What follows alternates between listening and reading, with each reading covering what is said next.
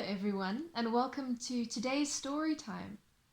I'm very sorry that there's been a bit of a gap in between now and the last time I read you a story, but as I've mentioned, I am just in the process of trying to get legal permission because writing a book and illustrating a book and putting together a book is creative work. It is work in its own right, and it is work that is protected by law.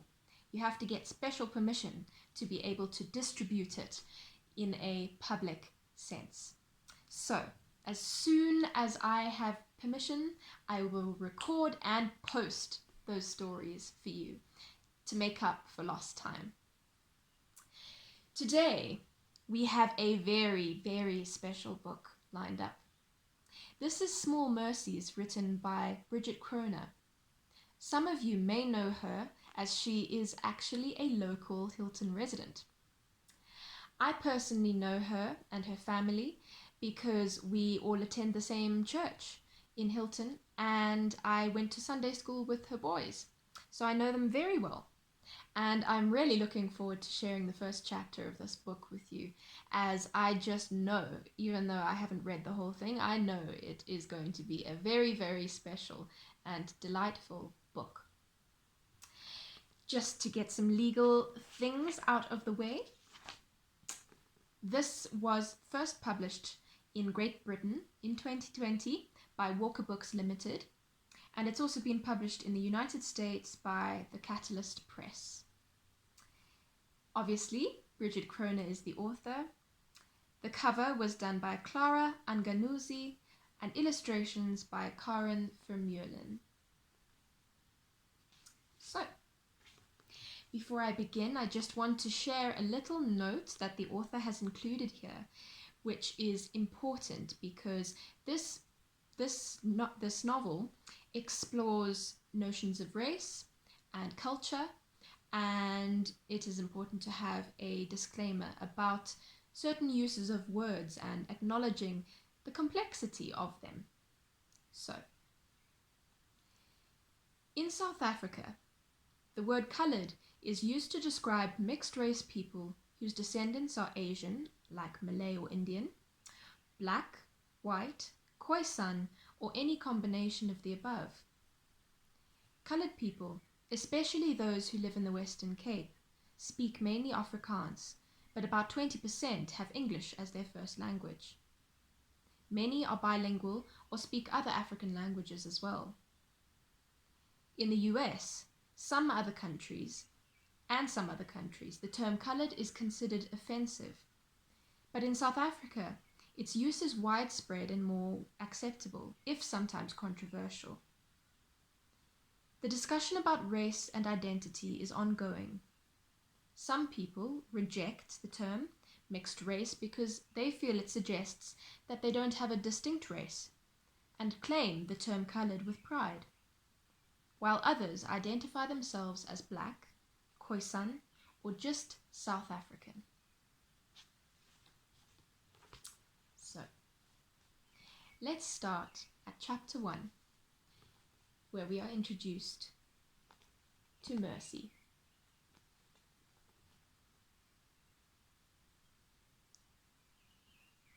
Mercy stood in front of the principal's desk with the excuse note in her hand.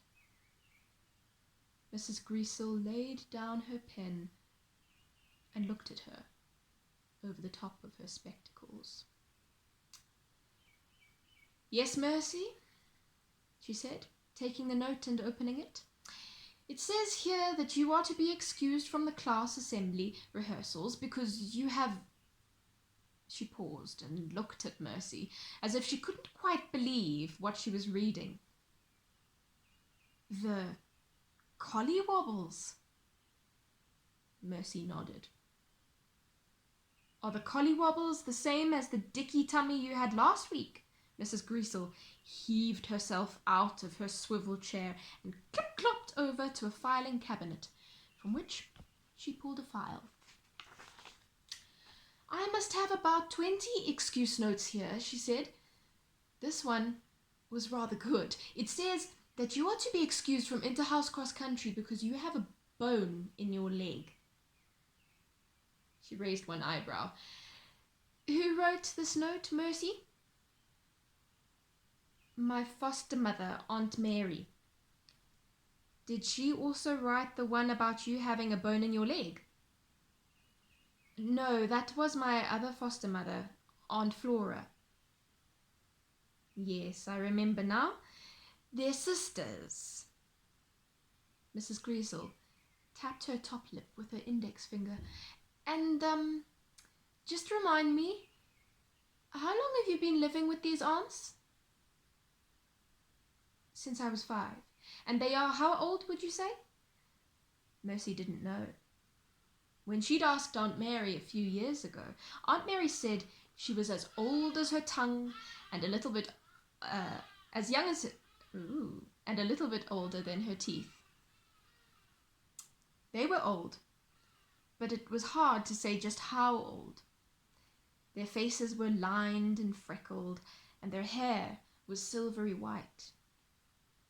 Aunt Mary cut hers straight with nail scissors, but Aunt Flora's hair stood up like dandelion fluff.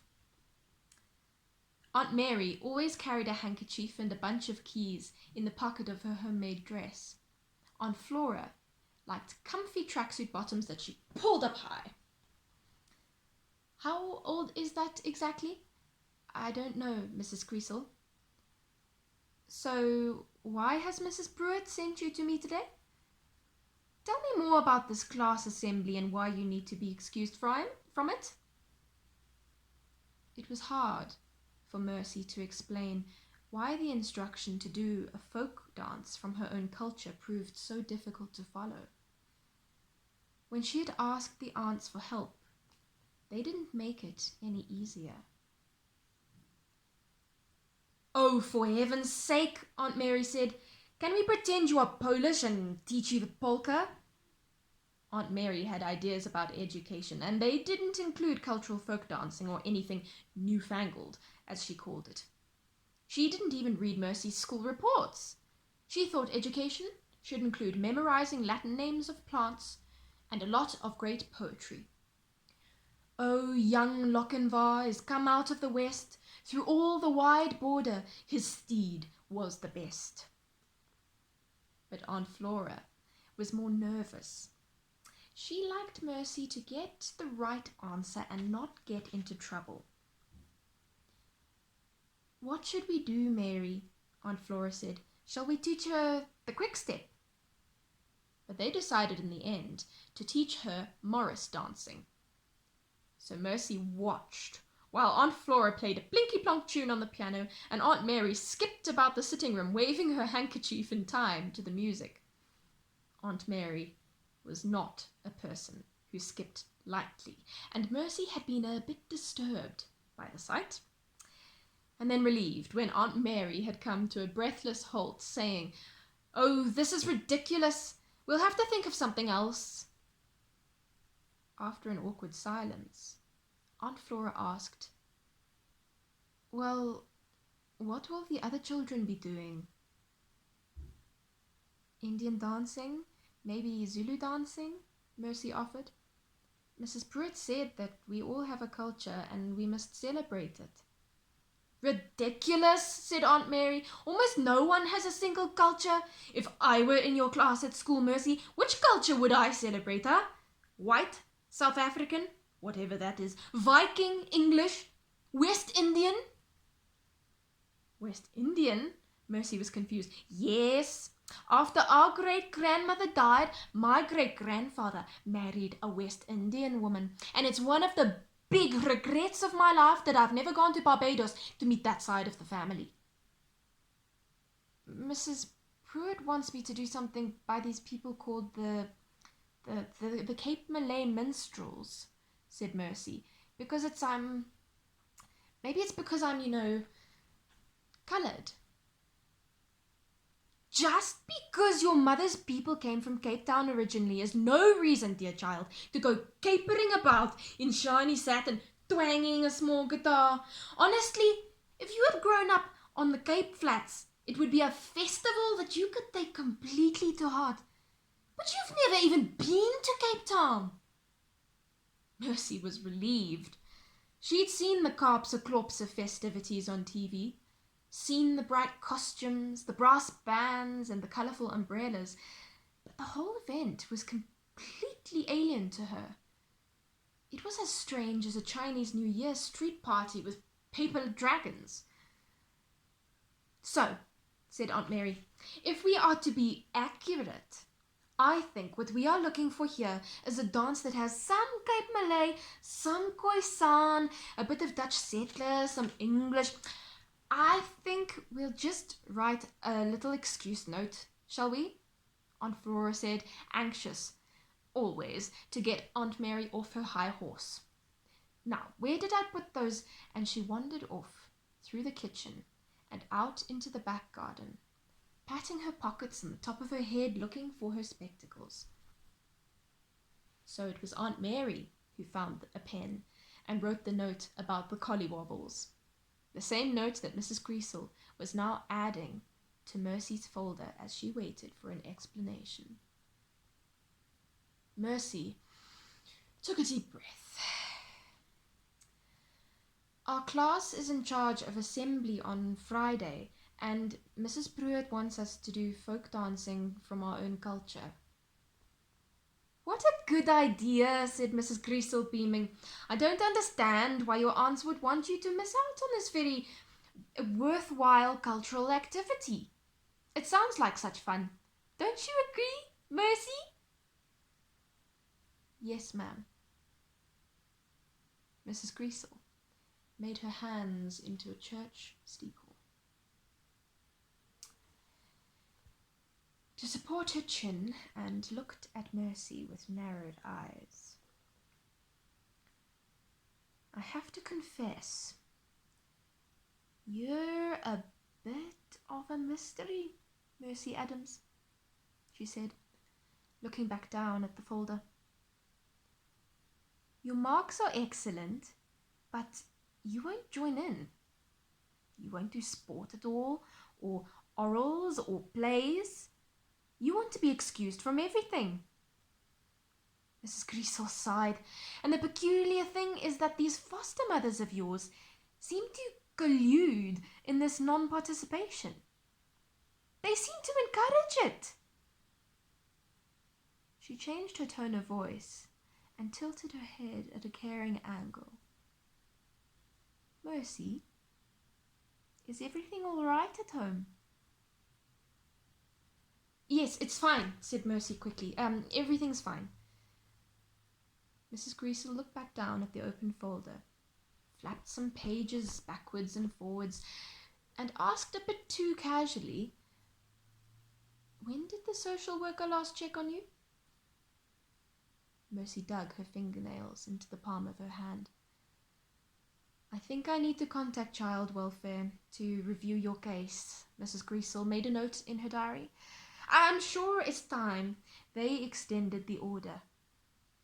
She paused, and then she said under her breath, "It may be time to reconsider." "It's okay, Mrs. Greasel, ma'am," Mercy said as brightly as she could. "I'll do the dancing." "That's the spirit, Mercy," said Mrs. Greasel, leaning back in her chair. "A little dancing will do you so much good." She wrinkled her nose. "You might even enjoy it." Mercy was prepared to do almost anything, even skip around waving a white hanky in the air, if it would keep the social worker away from her home. So, I've only read the first chapter and I'm already hooked. If you want to find out what happens next to Mercy, go and grab yourselves a copy of Small Mercies at Topshop Books or Exclusive Books in town, and read about Mercy's life in local Pietermaritzburg. This might also be a good time to have a chat to your mum and dad about culture, heritage, religion, language, and your own family tree. You might be surprised at just how wide-ranging and from how many countries and cultures your family history stretches. Personally, I have Scottish, Irish, Viking, Norse, French. Obviously, I'm South African. I've got a lot in here, a lot of heritage, and they're all very, very different, very unique, and they all have their own inherent beauty. So, Heritage Month may have been and gone, or Heritage Day, but to me, every day is Heritage Day. It's always a good opportunity to ask questions, learn about other people's cultures, and your family tree.